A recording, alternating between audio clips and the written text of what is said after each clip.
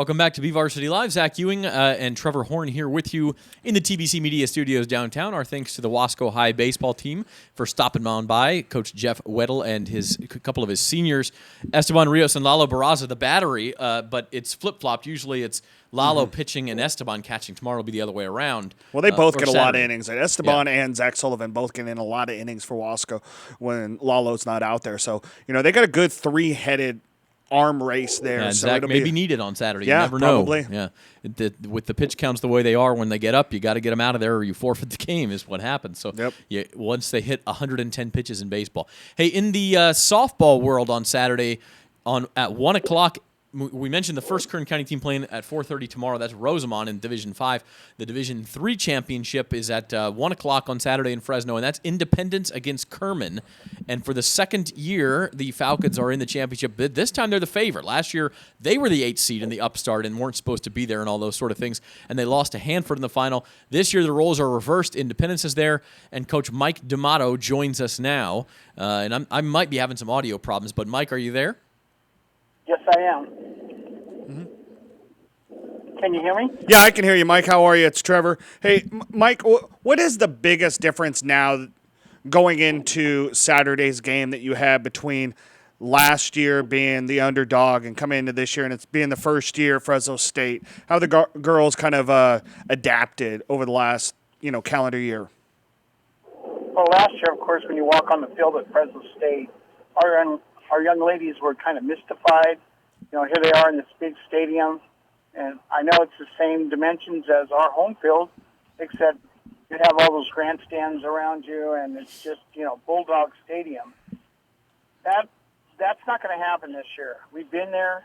The nudity is not going to affect them as much as it did last year. They're ready to play. Mike, sorry, this is Zach. I'm here with you now. Got my ears back. Congratulations, first of all, on getting to the championship game again. How difficult was it to sort of regroup? You get so close last year and you lose, and now the message to your girls has to be, hey, we got to go do this all over again. But you were able to do it really from day one this year. What was the difference between this year and how difficult was it to repeat that run?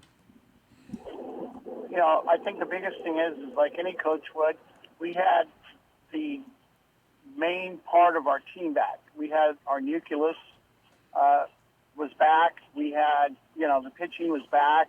The hitters were back, and they get a second chance. And that's probably the biggest thing is we didn't lose that much to graduation last year. And I think. Did we lose Mike? Mike? You there? It looks like we lost we might him. have lost Mike. We got all sorts of. He's good. Yeah, Charmaine will try Mike again, man. When we just dropped the call there, but anyway, Independence is a terrific story, and softball teams usually have to rely on that ace, and they didn't really have that this year. Jocelyn Reyes can throw strikes; she can get outs. Same thing with Allie Shaw, who had a no-hitter into the 6th inning on Tuesday. Yep. They're not big strikeout pitchers, but Tiffany Martinez is there, and she's throwing plenty of innings for Independence too. And she may factor into this yet as well. But the thing that you notice about Independence, and I think we have Mike. Are you back? Mike, you there? Yeah. All right, we have Mike D'Amato back. Sorry about that. We had a little disconnection. We were just talking, Mike, about how you're pitching. Jocelyn Reyes and Allie Shaw in particular, they don't strike out a lot of batters, but they throw strikes. They get the ball put in play, and you may have one of the better defensive softball teams I've seen in a while. I mean, you have girls who can go get it both on the infield and the outfield. They are amazing. We work hard with our defense. We get a lot of ground balls and situation play every day. And having those same infield from last year, of course, that's a big plus, too. That gives you kind of an edge, when you have the same girls in the same positions, second year in a row. And, it helps. I mean, they know how, like, let's say, Nikki knows how Ashley moves and how she's going to feed her the ball. Our first baseman, Jessica, knows how Powell's going to react on a bunt or a ball where she has to run across to throw. And so I guess you can say, they move together. It's like watching them like a dance, where you got your dance partners and they just move well together. Yeah, and that's a very good way to put it. And then I think hitting-wise, you've got one of those lineups where maybe there isn't one or two real big boppers, but boy, from your leadoff hitter, Pal Egan, all the way down to number 9, you have Elise Ontiveros down. I'm not sure if she bats 9th, but she's down there. And just 1 through 9, Nikki Price, a lot of hitters who can put the ball in play, and it seems like when those hits start coming, they don't stop coming, and you can put together some big rallies too. Hitting is like a virus. All of a sudden one starts hitting and it spreads. And it seems that's what happens with us. All of a sudden we might go like the other day against Madera. We went 3 innings and all of a sudden, they had our bats quieted down. And I'm going, we're going to be breaking out of this soon somewhere. We're going to start hitting the ball. And all of a sudden in that, I guess it was the 3rd inning, we just started popping the ball, and it was contagious. It just starts. And, you're right, Ontiveros is our number 9 hitter because she can do 3 amazing things. Besides run, she's a gazelle when she runs. She can lay that sneaky bunt down or, swing away. So that gives us kind of like a double bonus power, And then when it seems like every time she gets on, you got Egan behind her who can actually put the ball in play and move her. And then, of course, both of them, look at how many stolen bases they've had. They're not afraid to take a base. Yeah, just a very well-rounded team, to be sure. I mean, you guys you can field it, you can pick it, you can hit it, you can run the bases, and then you have pitchers who go out there. And even though they don't overpower people, they certainly throw strikes and move the ball and induce some weak contact, too. That quarterfinal win over Liberty Madera you were talking about, 6 consecutive singles, all with 2 outs. And I think it was the 2nd inning, Mike. I think maybe you got a little impatient. It was only an inning and 2/3 they had shut you down, and then all of a sudden it exploded. And then against Tehachapi, it was the 3rd inning where the runs started to come. And that rivalry with Tehachapi's really become something. And you've mentioned it to me a couple of times. What independent softball was 3 years ago was, and I believe this is your term, it was the laughingstock of the SYL. It was the game that people circled and said, well, there's a win. There's a couple of wins for us. We can beat Independence, if nobody else. And now all of a sudden you're at the top of the league and playing for a Valley Championship. How has that transformation taken place? Well, it's Nate Johnson called me last year, and I had retired from Garces, and he said he'd like me to come over and see what I can do with their program. And he said, we got great kids. We need great leadership. And picked up Seth Price's kind of like a co-coach. We worked together. And from then on, it's been great. The girls have learned that, to win, you have to have discipline on the field. And to win, you've got to be a team. You can't be an individual. Like you said, and you said it twice or 3 or 4 times, and I agree. We have no really big outstanding standouts on our team. We have a lot of great players on our team, and that's the way we look at ourselves. They look at each other as sisters on the field, and they work together on the field, and they work hard together. And I think that's the biggest plus, where before they were kind of separate. First thing we did last year when we took over the team was, hey, you guys dress the part. You come out to practice, you look like a team, not like individuals from this travel team or that travel team, but let's look like Falcons and not 100 different other people. Let's be a team. And that was the first step of bringing them together. Yeah, it's amazing, and I know you started there, and then if I'm not mistaken, you had a health scare too, right, Mike, at some point during that time? Yes, I did. Yep, I did. I had a little problem, but it's taken care of.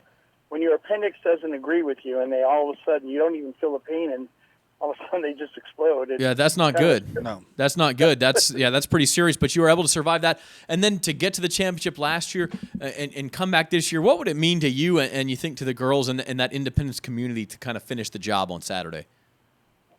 Well, you were there on Tuesday. On Tuesday. Yeah. When they, after the game, I mean, the community itself just embraced our kids. It was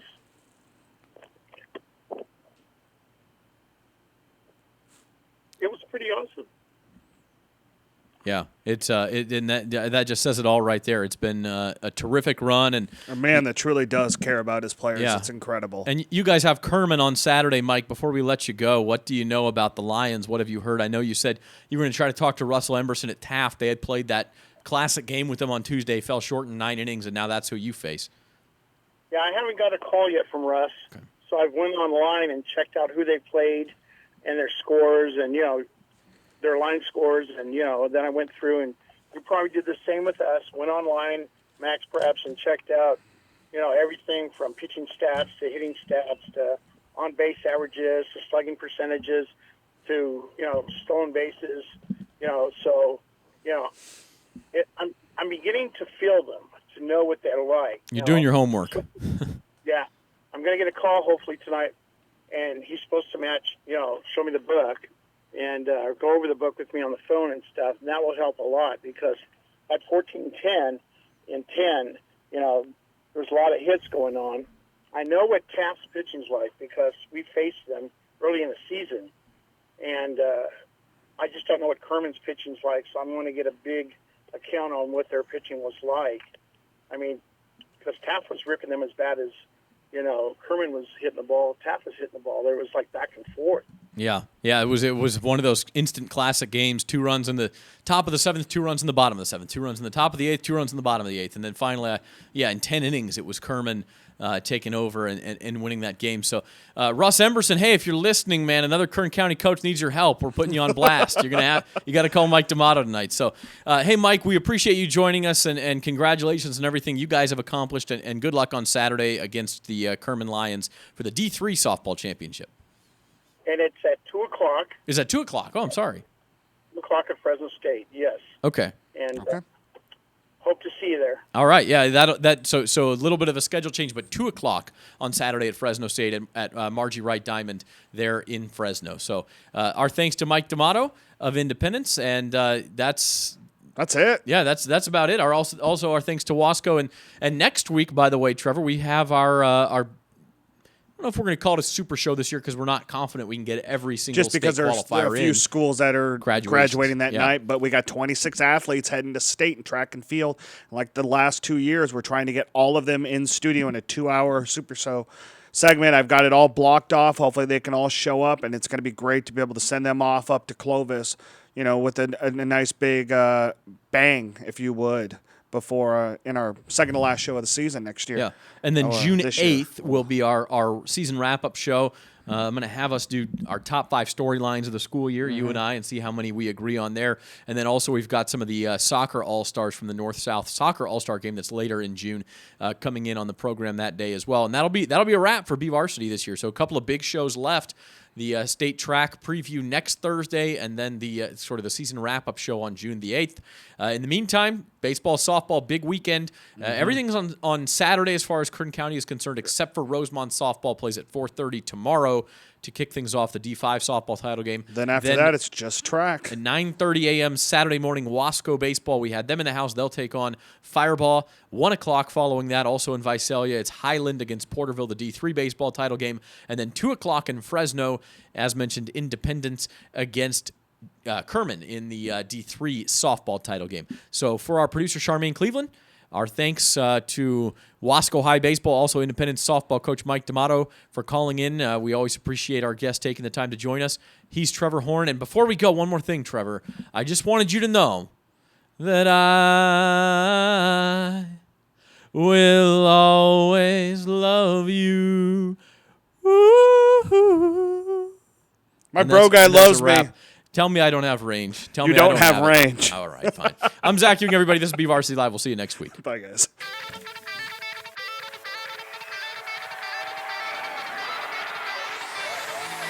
Looking deep down the left side, Mendeville into the end zone, touchdown.